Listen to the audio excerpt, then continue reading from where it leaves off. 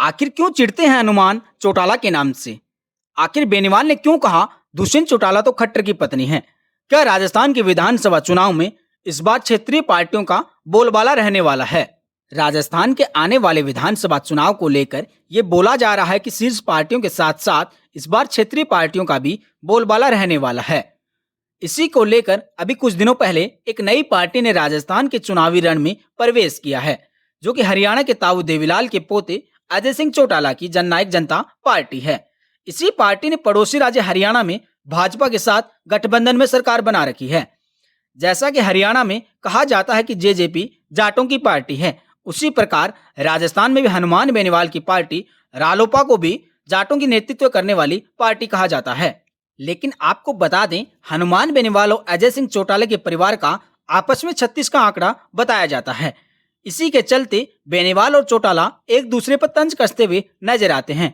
बीते दिनों जयपुर में हुई जेजेपी की प्रेस वार्ता में हनुमान बेनीवाल को लेकर अजय सिंह चौटाला से पूछा गया तो उन्होंने हनुमान बेनीवाल पर तंज कसते हुए कहा था कि हनुमान बेनीवाल आज के समय में चुनाव जीतने की स्थिति में नहीं है।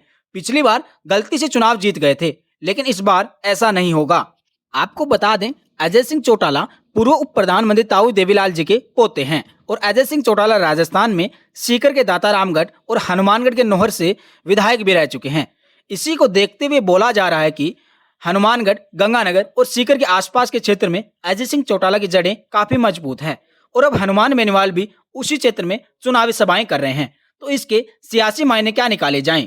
इसी के साथ अभी बीते दिनों की बात करें तो हनुमान बेनीवाल ने श्री गंगानगर के घड़साना में आरएलपी द्वारा रखी गई जन हुंकार रैली का नेतृत्व किया था, जिसमें हनुमान बेनीवाल ने हरियाणा के उप मुख्यमंत्री दुष्यंत चौटाला पर चुटकी लेते हुए कहा था कि दुष्यंत चौटाला तो हरियाणा के मुख्यमंत्री मनोहर लाल खट्टर की पत्नी है।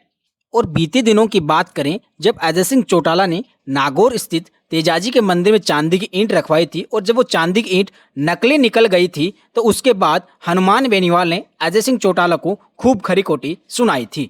नकली ईंट की बात को लेकर जब हनुमान बेनीवाल से पूछा गया तो हनुमान बेनीवाल ने कहा कि वीर तेजाजी की आस्था के साथ आज तक जिसने भी खिलवाड़ किया है उसे दंड भुगतना पड़ा है। इस तरह नकली ईंट नहीं लानी चाहिए थी। सब जानते हैं कि अगर हम किसी भी धार्मिक आयोजन में जाते हैं तो नई चीज लेकर जाते हैं, गिफ्ट में आई हुई चीज इतने बड़े धार्मिक आयोजन में नहीं लेकर जाते। जेजेपी को नागौर में स्थापित करने के लिए उन्होंने ये ड्रामा रचा, लेकिन अब देखिए उन्हीं की जेसीबी से ईंट खुद निकल गई और पर्दाफाश हो गया।